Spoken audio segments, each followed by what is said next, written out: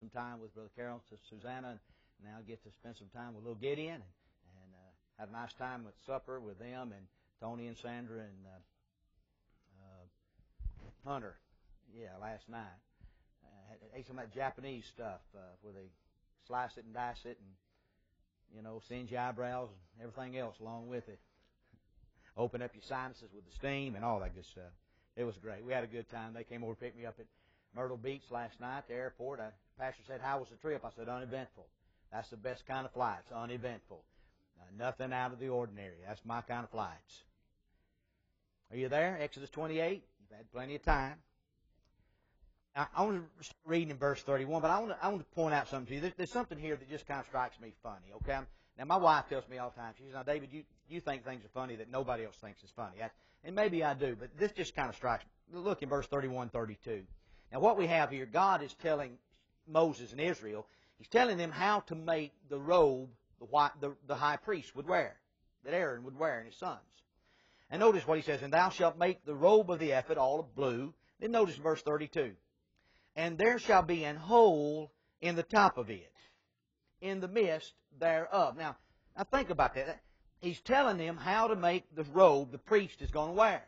Now, does it not seem just kind of funny to you that he felt it was necessary to tell them, put a hole in the top?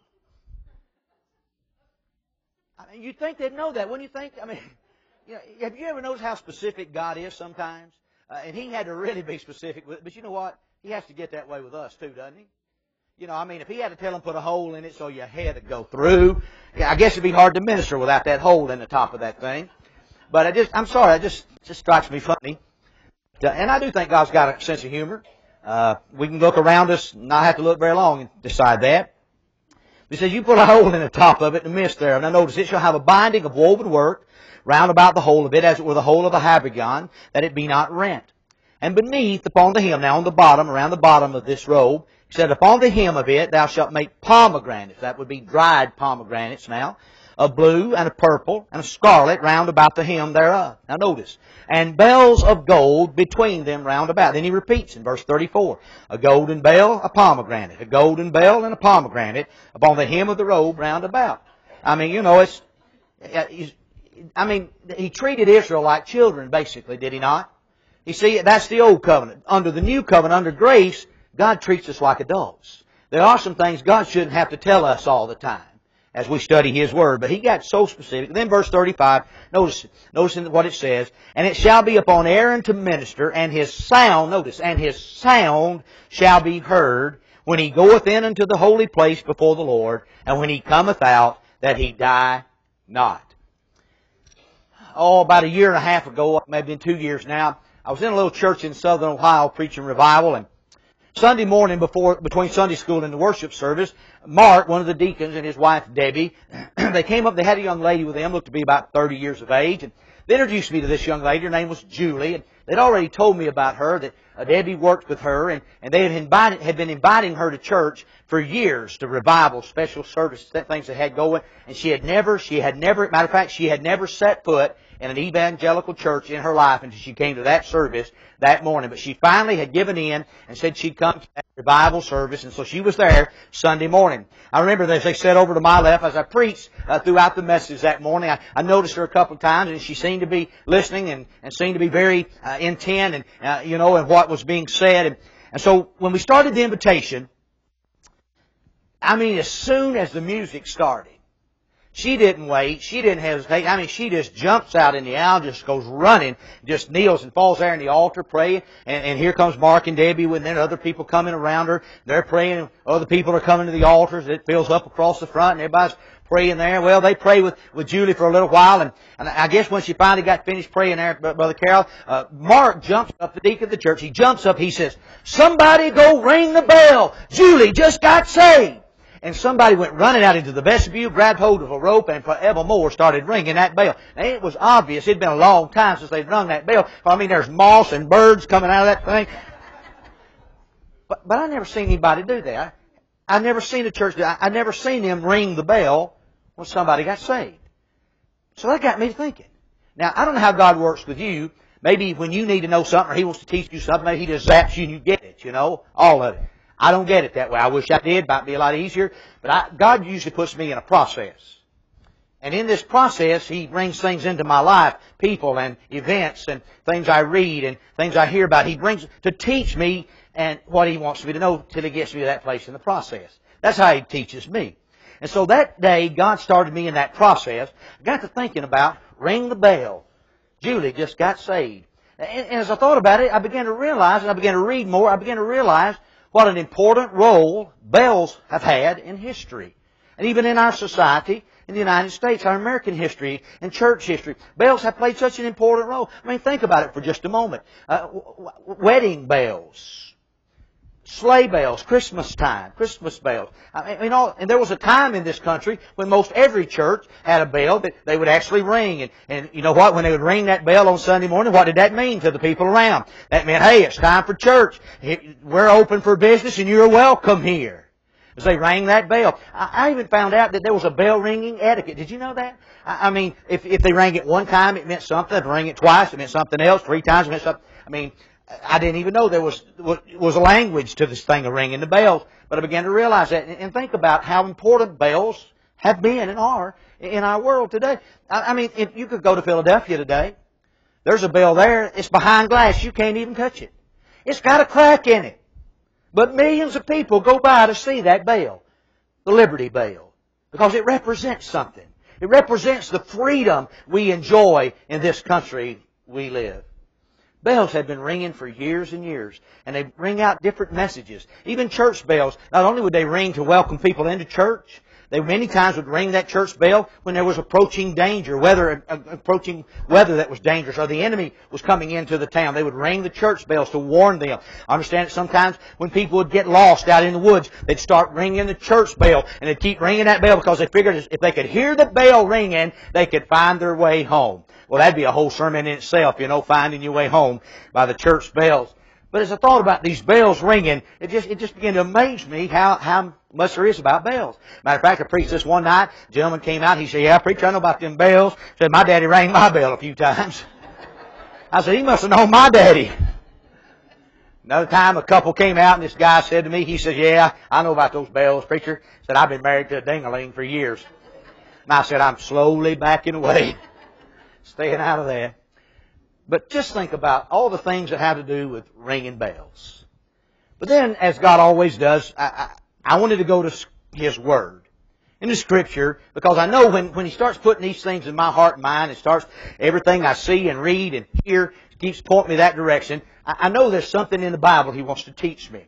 And so I thought, well, I'll just find every place in the Bible where it mentions bells. Now, I've never done this, and I just assumed there'd be a lot of places in the Bible you'd find bell or bells. But you know what I found out? Only 3 places in the Bible. 3 places. All 3 are in the Old Testament. One is in Exodus 28, where I just read, where God's giving Moses and Israel the specific instructions of how to make the priest's robe. Then in chapter 39 of Exodus, where they rehearse it again, where now not God tells them in chapter 28, verse 39, they're actually making the robe, and they rehearse it again and go through as God had already told them, and it mentions it again. The other is in Zechariah chapter 14. And in Zechariah 14, Zechariah is telling about that time when the Messiah will reign. And in the Messiah's reign, in the reign of the Lord, there will be, it says that upon the bells of the horses shall be written holiness unto the Lord. And so on the bridles, there would be bells upon the bridles of the horses, it says. And all that would be written holiness unto the Lord. Now, that'd be another sermon in itself, those bells that represents holiness unto the Lord. But it's the bells in Exodus 28 and 39, chapter 28 and chapter 39, that I want us to think about for just a moment. As we read this description, very detailed, specific instructions, he said, now in the hem of that garment, I want you to take dried pomegranates. He even told them what color to make them. You see, the colors were even symbolic of spiritual things and things then and things to come, as well as the materials they used.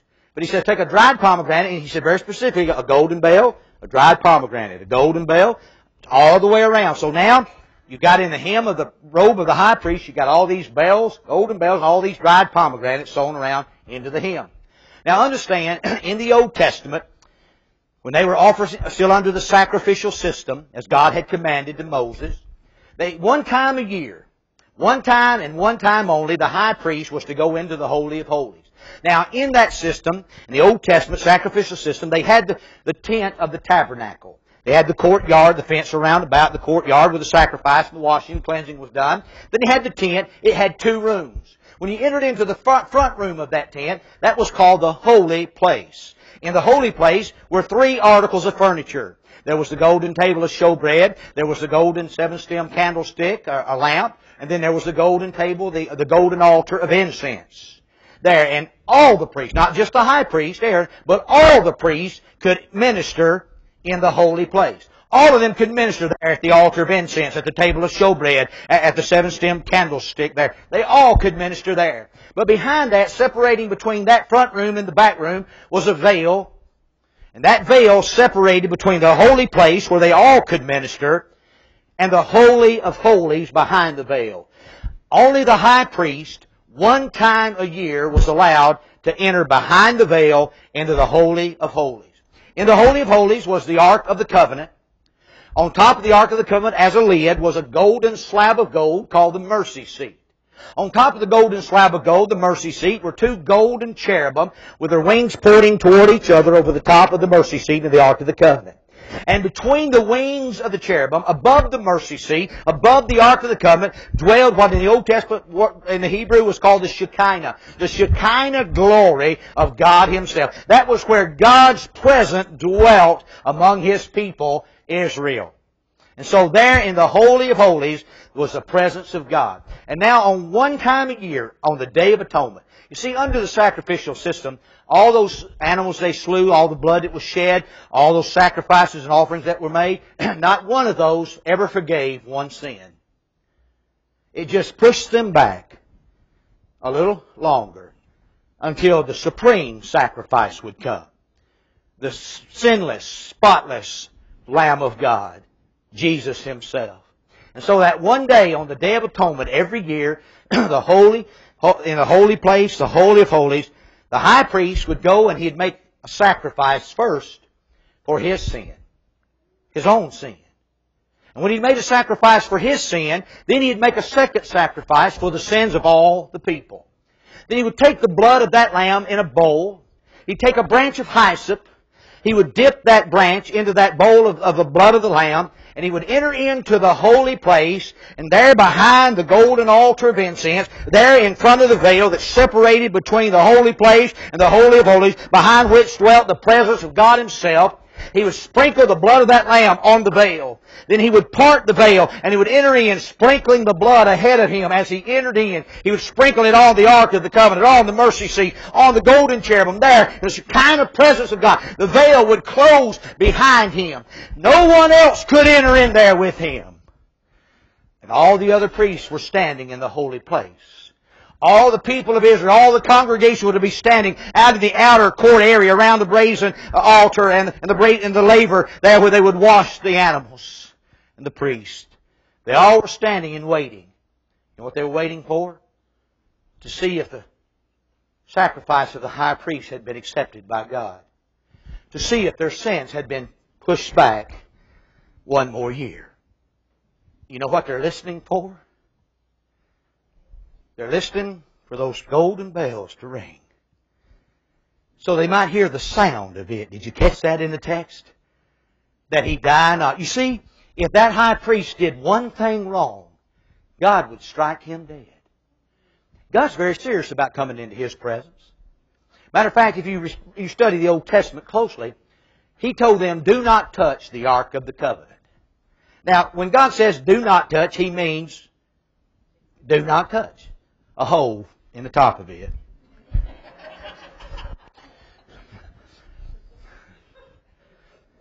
And you remember they would transport it. They would take long sticks and they had loops of metal and they would run those through there so they didn't touch it and they could carry it to transport it. They were transporting one day and the oxen trip and the cart begins to fall and so some of them thought they would help God and catch it. Well, they did. Guess what? They died.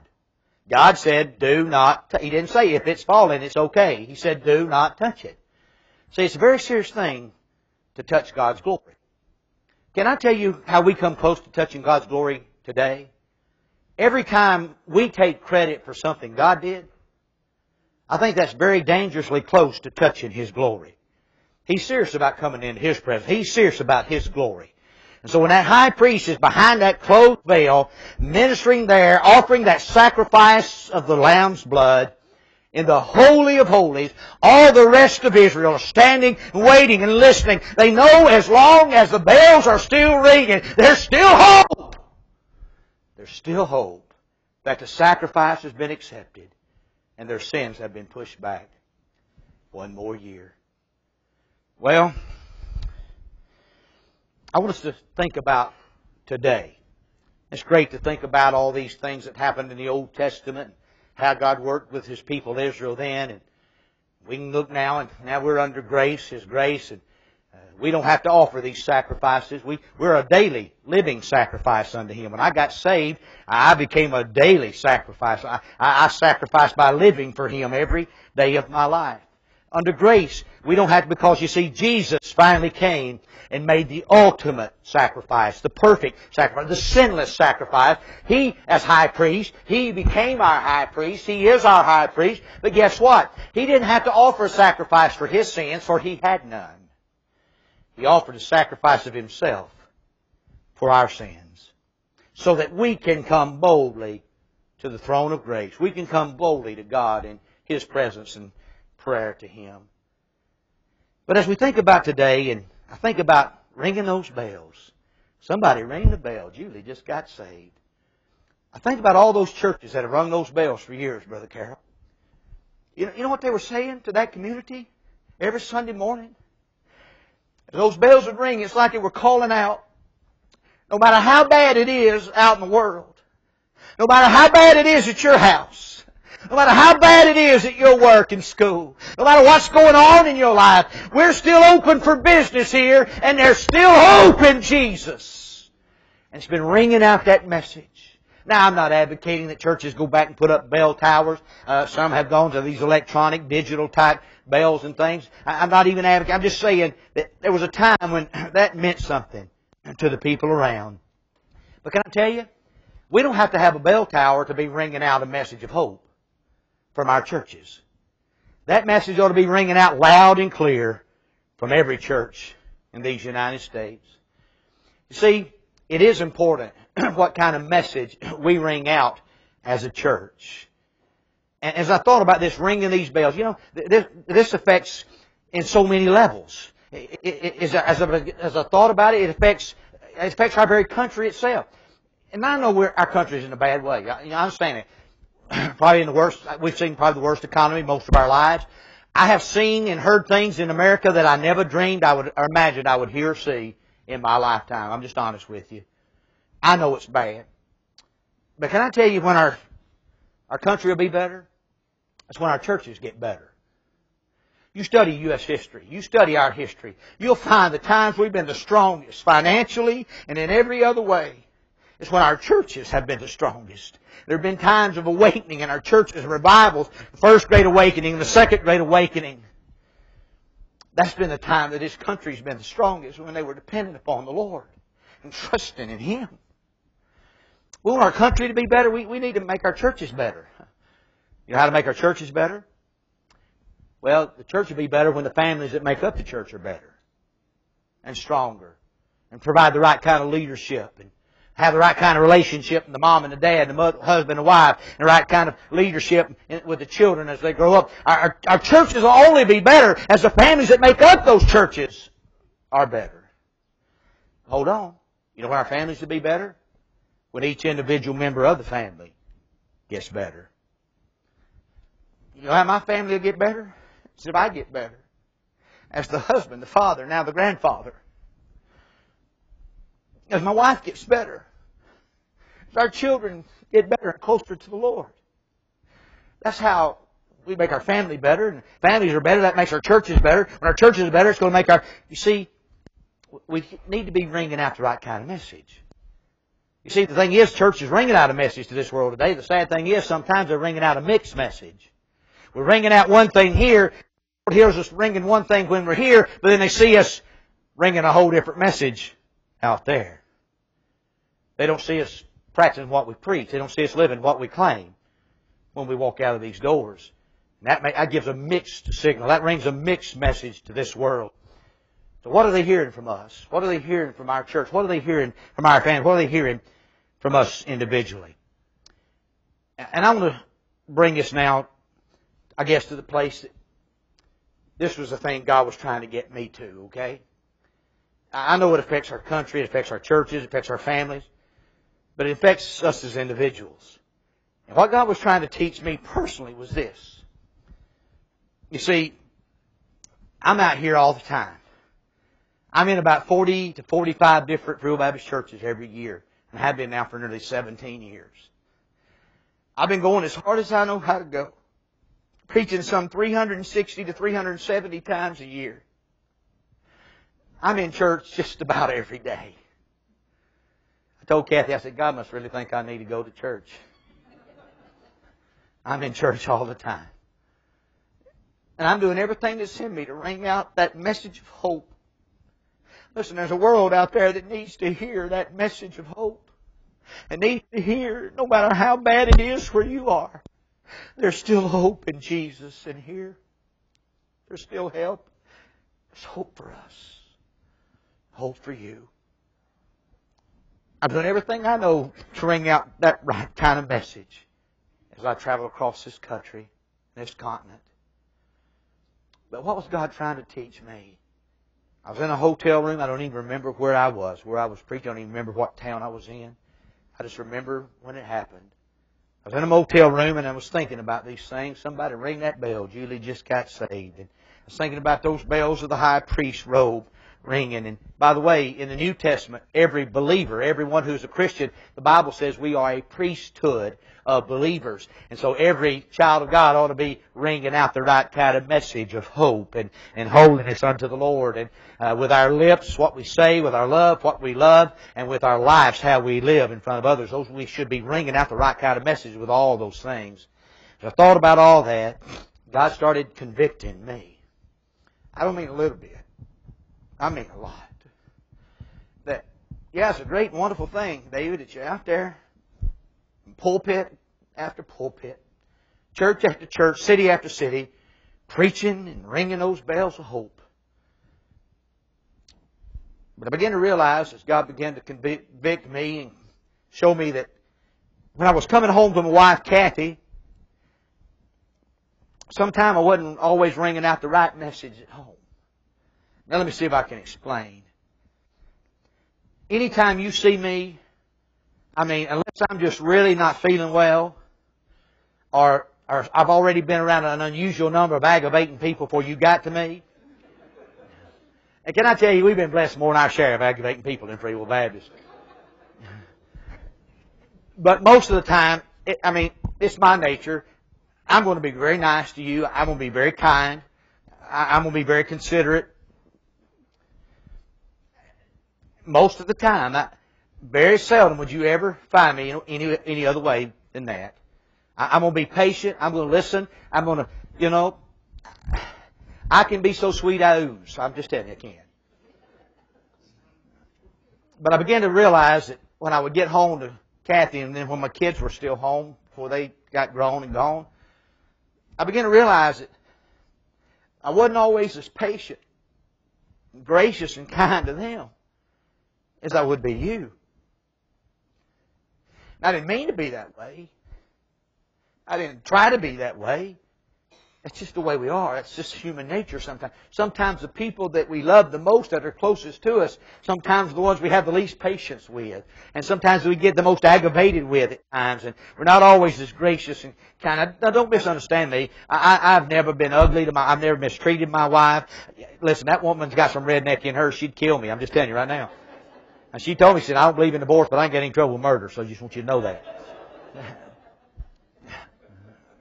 So I'm just talking about the times I've come home, and I've already been around hundreds, maybe thousands of people before I got back to Kathy. I've had a lot of fellowship, okay? And I get back, and sometimes she wants to tell me about her day. She wants to tell me about what's all's going on while I've been gone. She wants to, and I just don't have the patience, or I said, no, I said, let me get in a room by myself, shut the door, turn the light off, don't knock on the door, don't say anything, just let me just be quiet for an hour. I just didn't have always patience with my children sometimes. They won't talk to me about things. And this is what I believe. You can believe what you want to. I believe if I don't bring out the right kind of message to my wife and kids, and now my grandsons, my son-in-law, my daughter-in-law, if I'm not bringing out the right message around them, I forfeit my right to get in any pulpit in this country, in any church, and try to ring out a message of hope to you and anybody else. And that's just what I believe. I'm sorry that sounds hard. I believe if you're not ringing out the right kind of message at home, you forfeit the right to stand in a Sunday school class and ring that message out to your students. Stand in this pulpit, whatever it is you do in church. I believe it's got to start at home. It's not real unless it starts at home. You hear me? And you know what I know? I know human nature. And I know, and listen, by the way, now I'm not my wife to tell you, and we've talked about this many times, she's that way to me sometimes, you know. She'd be a lot more patient with people she works with around the house publication, and a lot more, you know, than she might be with me sometimes, more understanding, you know. It's just human nature. It just happens sometimes. We don't mean for it to. It just does. And oh, listen, wherever I was in that hotel, I got so, I don't know what you do and you got a conviction, but I can't take it. I can't stand it thinking God's not pleased with me. I got to get right. I just dropped off on the floor and laid down flat on my stomach, my face down in the floor, my hands above my head, and I just started praying. I begged God to forgive me. Forgive me for all the times I wasn't as understanding with Kathy and the kids, and all the times I wasn't as patient as I would have been with people's kids I just met. Wasn't as sweet and kind and responding and to everything as I would be to you. And I prayed a long time and I begged God to forgive me. Well, when I got home that trip, I flew in. Most of the time I fly in, somebody in the office, if it's during work hours, somebody in the office picks me, one of the guys in the office picks me up. Sometimes, different ones, my pastor would pick me up sometimes. But occasionally Kathy would have to come pick me up. Well, it was still work time, close to quitting time in the afternoon. Well, I called Kathy before I left out that morning. I said, Kathy, I'm getting in just about 15:04 this afternoon. And I said, there's probably somebody off. Would you just pick me up today? And she said, is something wrong? I said, well, no, I just like to see you. You pick me up. Well, yeah, I said, I'll leave work a little early. What's around the house, just out there close to the airport anyway. And so she said, you pick me up. Now, before I tell you this, I got to give you some groundwork. Now, where I grew up, redneck capital of the world. Okay? Rednecks are not real big on PDA, public displays of affection. I saw my mom and dad hold hands one time. Now, I figure they probably did at least 3 times. I have a brother and a sister. But I only saw them hold hands one time. We were at Opryland when it was still when I was a kid. I was probably 11, 12 years old, but I remember it so well. My mother came up to me and she says, watch this. And she walks up to my dad. She gets a hold of his hand. You know, just real tender, compassionate. Just holds his hand. He looks at her and he says, what are you doing? It's hot here. You're making my hands sweat. That's the only time I ever saw him hold hands. Redneck's just not real big on the PDA, okay? It's, you know, we're not against it, but, you know, just go home. Close the door, yeah. So, you know, it's hard not to be like your parents sometimes, and so in a lot of ways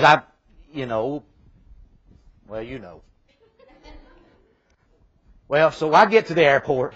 Usually she pulls up. She just pops the trunk and put my bags in the trunk. And I get in passenger side and she pulls off. This time when she pulls up, I just pecked on the window. She rolls. She says, something wrong? I said, no, just turn off the car. Could you come around here? She said, something wrong? I said, no, just turn off the car and come around here. So she, okay. So she gets in. She comes around there. Listen, she got around there. I grabbed hold of that girl. And I laid her back and I put a kiss on that woman. Let me tell you something. And when I finally let her come up for air, she said, what have you done?